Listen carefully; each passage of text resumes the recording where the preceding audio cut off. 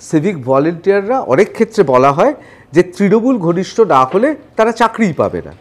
সেক্ষেত্রে সঞ্জয় রায় এই সরকারের আমলে চাকরি পেল, নিশ্চয়ই কেউ না কেউ এই সরকারের কোথাও বসে থাকে চাকরিটা দিয়েছে। আমাদের পাড়াতেই দুজন সিভিক ভলেন্টিয়ার আছে যারা সিপিএম নেতার ছেলে, আমার পাড়াতেই আছে। হতে পারে কাটমানি দিয়েছে।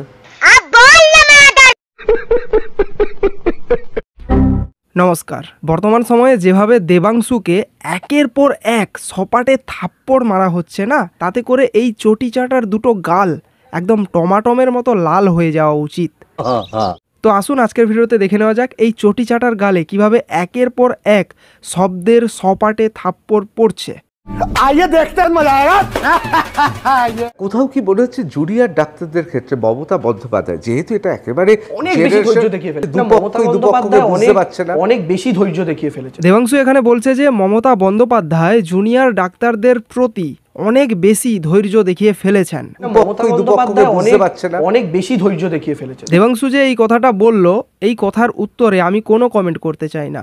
আমি জাস্ট এটুকু বলতে চাই, আমার এই ভিডিওটা যদি কোনো জুনিয়র ডাক্তার কিংবা যে কোনো ডাক্তার যদি আমার এই ভিডিওটা দেখে থাকেন, তাহলে অবশ্যই দেবাংশুর এই কথার উত্তরটা ঠিক কি দেওয়া উচিত আপনারা অবশ্যই একটু কমেন্ট করে সেটা জানিয়ে যাবেন। কিন্তু লাইভ স্ট্রিমিং করলে অসুবিধা কি ছিল? অসুবিধাটা এখানেই, আপনি গ্যারান্টি দিতে পারবেন ওই 34 জন ডাক্তারের মধ্যে একজনও তিলোত্তমার আসল নামটা লাইভ মিটিংয়ে ভুলবশত উচ্চারণ করে ফেলবেন না? আজ 1 মাসের বেশি হয়ে গেল জুনিয়র ডাক্তাররা পথে নেমে আন্দোলন করছে, তারা তিলোত্তমার বিচার চাইছে পথে নেমে, কিন্তু আজ পর্যন্ত একবারের জন্যেও শুনলাম না যে জুনিয়র ডাক্তাররা তাদের নিজেদের মুখে তিলোত্তমার নাম নিচ্ছে কিংবা উচ্চারণ করছে।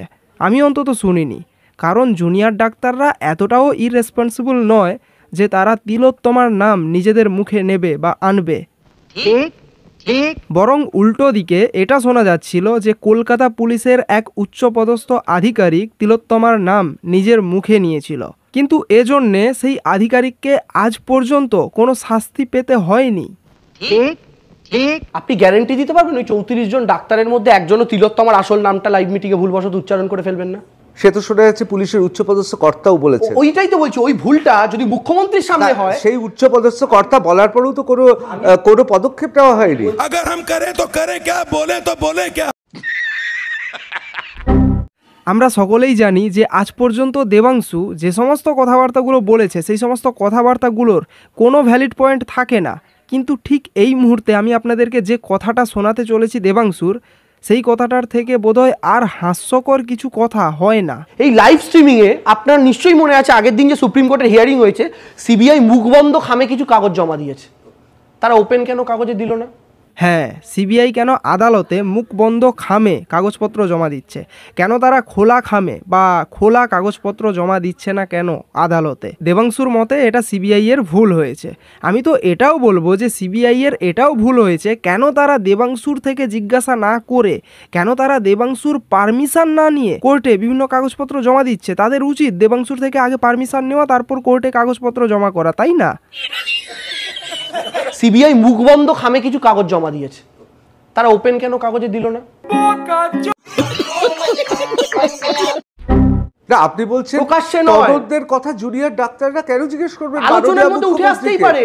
সিবিআই তদন্ত করছে, সিবিআই তদন্ত করছে, কিন্তু রাজ্য সরকার তো প্রথম 3 দিন তদন্ত করেছে, সেই প্রশ্ন তো রাজ্য সরকারকে। ও, আপনি বলছেন ওই প্রথম 3 দিনের রাজ্যসভার যে ভূমিকা, সেই নিয়ে জুনিয়র তদন্তের বিষয় নিয়ে প্রশ্ন আসতে, তদন্তের বিষয়ে ভূমিকা নিয়ে এবং জুনিয়র ডাক্তাররা যদি প্রশ্ন করে লাইভ স্ট্রিমিং এ, তাহলে একেবারে যাচ্ছে না ব্যাপার হয়ে যেত। দেবাংশু যেটা বলতে চাইছে যে মুখ্যমন্ত্রীর সঙ্গে জুনিয়র ডাক্তারদের যে মিটিং হয়েছিল, সেই মিটিংয়ে যদি লাইভ স্ট্রিমিং হতো এবং সেই লাইভ স্ট্রিমিংয়ে যদি জুনিয়র ডাক্তাররা রাজ্যের প্রথম 3 দিনের ইনভেস্টিগেশন কিংবা পুলিশের ভূমিকা নিয়ে যদি কোনো প্রশ্ন তুলতো, তাহলে একদম যাচ্ছাতাই ব্যাপার হয়ে যেত। যাচ্ছাতাই ব্যাপার হতো কিনা আমার জানা নেই, কিন্তু আমি এটুকু বলতে পারি, যদি জুনিয়র চিকিৎসকরা, জুনিয়র ডাক্তাররা রাজ্য সরকারের ওই প্রথম 3 দিনের ইনভেস্টিগেশন কিংবা কলকাতা পুলিশের যে ভূমিকা, সেই ভূমিকা নিয়ে যদি প্রশ্ন করত, রাজ্য সরকার কিংবা কলকাতা পুলিশ জুনিয়র ডাক্তারদের সেই সমস্ত প্রশ্নের উত্তর দিতে দিতে নাকানি চৌপানি খেয়ে যেত। বিরোধীরা একটা স্লোগান দিচ্ছে, দাবি 1 দফা 1 মুখ্যমন্ত্রীর পদত্যাগ। আবার দাবি 1 দফা 1 আমরা উল্টো দিক থেকে বলছি, দাবি 1 দফা 1 নিজেদের দিকে তাকিয়ে দেখ। দাবি 1 দফা 1 নিজেদের দিকে তাকিয়ে দেখ। দেবাংশু কি এই কথাটা নিজেকে নিজে বলছে? একমাত্র লাঠি চলেছে কিন্তু 27শে আগস্ট বিজেপির যে নবান্ন অভিযান সেখানেই। কি আরে বলুন কি? 27শে আগস্ট বিজেপির যে নবান্ন অভিযান সেখানেই। ভাই 27শে আগস্ট নবান্ন অভিযানের ডাক দিয়েছিল ছাত্র সমাজ, আর দেবাংশু বলছে যে নবান্ন অভিযানের ডাক দিয়েছিল বিজেপি। 27শে আগস্ট বিজেপির যে নবান্ন অভিযান সেখানেই। দেবাংশুকে আমি একটা নাম দিয়েছি, কালীঘাটের কুলি। কালীঘাটের কুলি কেন বলেছি? এত উনি মমতা ব্যানার্জির বোঝা আর তৃণমূলের চাপ, তৃণমূলের বোঝা কাঁধে নিয়ে নিচ্ছেন। ওকে কালীঘাটের কুলি বলাটাই বেস্ট, কারণ ওটা ওর পারফেক্ট জব।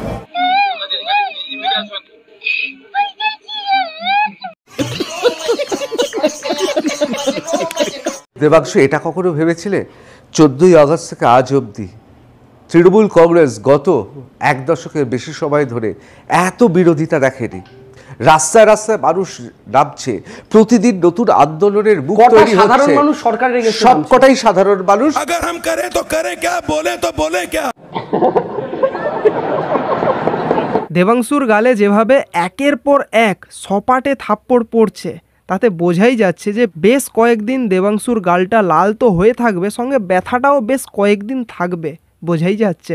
আপনি তো আর তৃণমূল, বিজেপি, সিপিএম এর আর 5টা লোকের মতো নয়। আমি আপনাকে আলাদাভাবে দেখি। কেন? কি কারণ আপনার মধ্যে একটা ইনোভেশন আছে। আপনি তো আর বস্তা পচার নেতা না বা নেতা নয়। আপনি তো আর বস্তা পচার নেতা না বা নেতা নয়। এখানে কি দেবাংশু বুঝতে পারছে যে দেবাংশুকেই আসলে বুঝে নিন বাকিটা আপনারা। আপনি তো আর বস্তা পচার নেতা না বা নেতা নয়।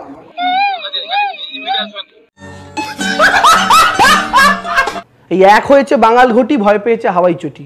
এটা কোনো প্রকৃত ঘটি বাঙালের দেওয়া নয়। ওই ইস্টবেঙ্গল মোহনবাগানের জার্সি পরে বিজেপি সিপিএম লরি করে যে লোকগুলোকে পাঠিয়েছিল তারাই স্লোগানটা দিয়েছে। লিখে দিতে পারি আপনাকে, কোনো সাধারণ মানুষ না, ওদের প্রত্যেকের মুখ দেখে যান আপনি।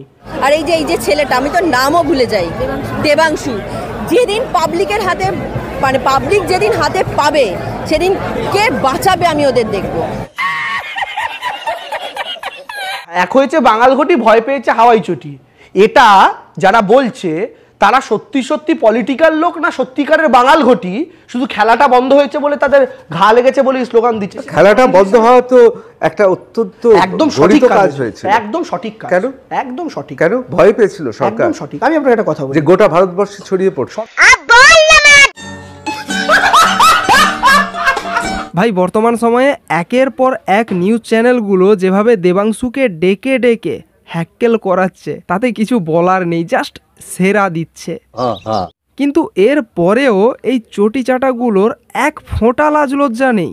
মানে চটি চাটতে চাটতে এদের চামড়াটা গন্ডারের থেকেও শক্ত হয়ে গেছে। তোমার সাথে যদি ঘটনা ঘটে নেক্সট দিন চ্যানেলে এসে এক কথা তোমার বলবো, তাহলে কথা কয় জানো একটা এই মুহূর্তে যেহেতু অভিষেক বন্দ্যোপাধ্যায় সেইভাবে নেই, মানে তাকে আমরা দেখতে পাচ্ছি না, পুলিশই একমাত্র দলকে বাঁচাচ্ছে, এটা একটা পরিষ্কার।